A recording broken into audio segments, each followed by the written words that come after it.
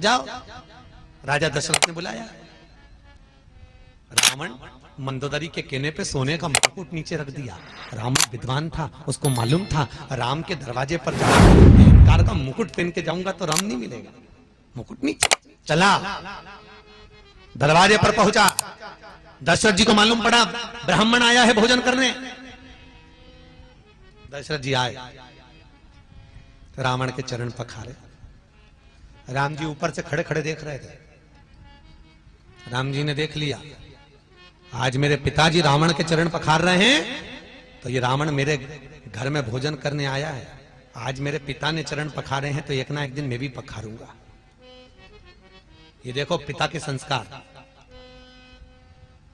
आज इसने कहते हैं ना, गायत्री परिवार वाले नहीं कहते हम सुधरेंगे, बोलो जम के, युग हम बदलेंगे, युग बदलेगा। कब बदलोगे भाई?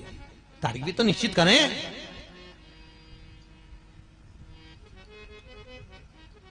एक माता पिता ने अपने बच्चे को समझाया, सुन शाम को गुरुजी आएंगे, प्रणाम करना हो। हाँ। शाम को गुरुजी आए, चल प्रणाम करके नहीं करना। पिताजी ने 2 धक्के दिया, गुरुजी प्रणाम कर, नहीं करना। बच्चा रोने लगा। इतने में मां गई, मां ने कहा बेटा प्रणाम कर ले, गुरुजी हैं। नहीं करना। मां ने भी धो दिया उसको मोगरी उठा के। इतने में गुरुजी बोले काहे को मार रहे हो कि प्रणाम नहीं कर रहा? तो गुरुजी बोले नहीं कर रहा तो मत करने दो, कम से कम तुम दोनों तो करो। अब जैसे ही माता पिता ने प्रणाम करा, बच्चे ने साष्टांग दंडवत कर दिया, क्योंकि हम झुकेंगे तो आने वाली पीढ़ी झुकेगी। सही बोलो जीजियों। पहले जो गांव में घर होते थे या शहर में घर होते थे, उसका जो दरवाजा होता था चौखट, वो बहुत छोटी होती थी। सही है कि गलत है? बहुत छोटी। आपके गांव में तो आज भी होगी कई कई जगह, बहुत छोटी चौखट। और आजकल चौखट हो गई बड़ी। पहले छोटी चौखट इसलिए होती थी कि कितने भी बड़े परिवार की लड़की हमारे यहां शादी करके आ जाए, कितनी भी बड़े परिवार की बहू हमारे घर में आ जाए, झुक के चलना सीख जाए। नहीं झुकेगी तो 2-4 बार माथा भड़केगी चौखट पे, झुकेगी। आजकल चौखट हो गई ऊंची तो बहुए भी बोल तो रही डुकरिया बोल, वो काय को झुके, वो काय को झुकेगा? इसलिए निवेदन है, बहुओं को झुकाना है तो चौखट थोड़ी छोटी कर दो। अगर छोटी नहीं हो तो घर से एक पटिया खरीद ला, ठोक दो। थोड़ा झुकना सीखिए। झुकना जीते की पहचान है और अकड़ना मुर्दे की शान है। जो झुक रहा है वो जिंदा है, जो अकड़ रहा है कोई धन में, कोई सत्ता में, कोई लो काम में, कोई वासना में, वो सब मर चुके हैं, मुर्दे हैं। जो अकड़ रहा है, 4 ट्रैक्टर, 3 मोटरसाइकिल ने 2 गाड़ी, उसकी अकड़ देख के समझ में आ जाए मरा हुआ है, मर गया। ये जिंदा ही, जिंदा होता तो इतना क्यों अकड़ता? अरे बोला तो नरम। धन पाकर भी नम्र रहे तो वो एक ही बात कहता है, सब उसी ने दिया है, हमारा है क्या? क्या लेकर आए थे? ऊपर से आए थे जब। अरे बोला तो कुछ लाए थे? फ्रिज लाए थे, कूलर, वॉशिंग मशीन, जमीन? तुम्हें तो मालूम भी नहीं था कि कहां पैदा हो गए। ये भी नहीं मालूम था कि पूरा शरीर अच्छे से मिल जाएगा, हाथ पैर पांव आंख नाक, एक आध आंख निपटा के भेजता तो क्या कर लेते? अरे बोलो तो वापिस के झगड़ा करने जाते हैं कि लड़ाई करने जाते हैं? पूरा डिपार्टमेंट अच्छा दिया उसने। तुम्हें यह भी नहीं मालूम था कि अच्छे घर में पैदा हो जाओगे, पान तलई में आ जाओगे, अच्छी जमीन जायदाद घर परिवार सब अच्छा मिल जाएगा, अच्छे कुल में पैदा हो जाओगे। ये भी नहीं मालूम था किसी भिखारी के घर में पैदा हो जाते और घंटा घर के पास में कटोरा लेके बैठे रहते तो? बोलो तो सही, उसकी कृपा कितनी है सोचो। हर पल उसको धन्यवाद देना चाहिए, हर पल। ये जायदाद दी है, ये औलाद दी है, मुसीबत में हर वक्त इमदाद दी है, तेरा ही दिया मैंने खाया पिया है, तेरा शुक्रिया है, तेरा शुक्रिया है। मुझे भोले बाबा ने बहुत दे दिया है, तेरा शुक्रिया, तेरा।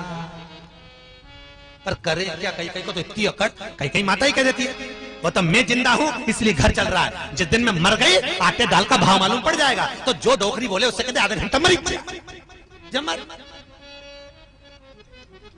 मर जा आधा घंटा। क्या हो तुम्हारे कहने से? जबरदस्ती दिन भर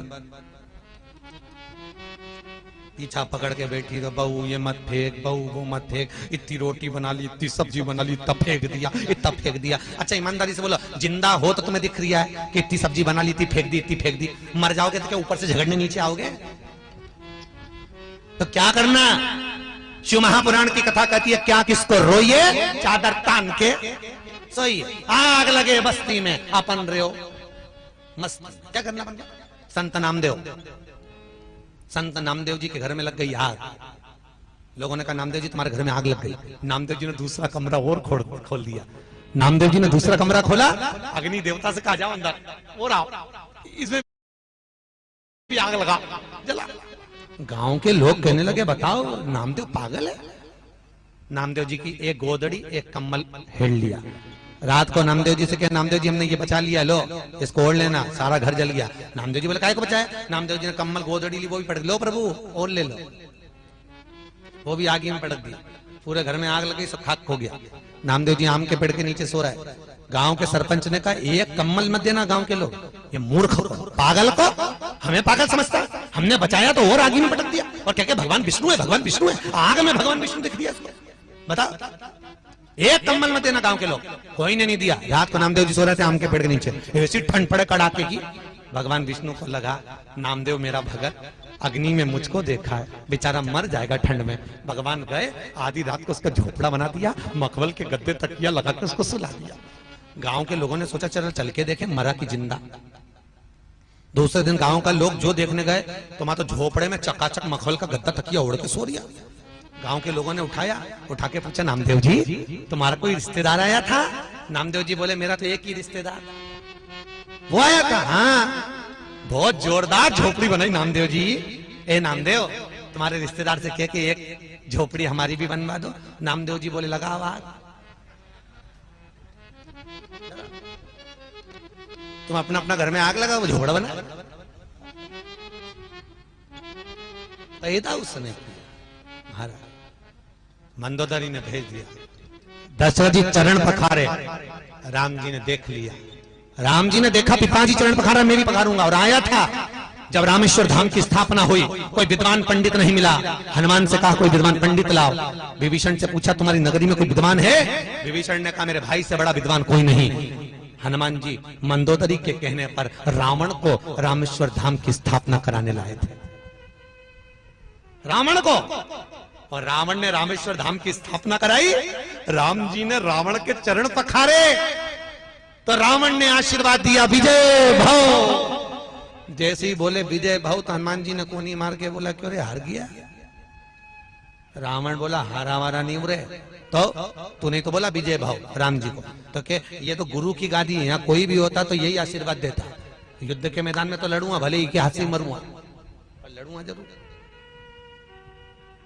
अंदर प्रवेश भोजन करा रावण ने। दशरथ जी ने पूछा बोलो दक्षिणा क्या दी? रावण ने कहा दक्षिणा तुमसे काय करूं? जिसके कारण भोजन करने आया, जिसने भोजन बनाकर खिलाया, दक्षिणा वो देगी। सीता को बुला, सीता को बुलाया। जानकी जी सामने खड़ी, रावण सीता को देख रहा, सीता रावण को देख रही। सीता जी ने पहचाना कि रावण को ये वही लंका का राजा रावण है जिसने धनुष यज्ञ के समय पर उपद्रव मचाया था, आज मेरे यहाँ भोजन करने आया। सीता जी ने पूछा बोलो ब्राह्मण देवता दक्षिणा क्या दूं? रावण बोलता है सीता जो दक्षिणा मैं मांगूंगा दे दोगे? हाँ मांगो। उधर मंदोदरी हाथ जोड़ के बैठी, सरस्वती मैया आज कुछ ऐसा चमत्कार कर दे, ऐसा चमत्कार कर दे कि मेरा पति का दूसरा जन्म नहीं हो, मोक्ष हो जाए, क्योंकि मैंने राम के दरवाजे पर भेजा है उसको, राम के दरवाजे पर कुछ कृपा कर दे। और रावण, सीता जी पूछ रही है दक्षिणा में क्या चाहिए? अब रावण के यहां कुछ कमी तो थी नहीं, कोई कमी नहीं थी।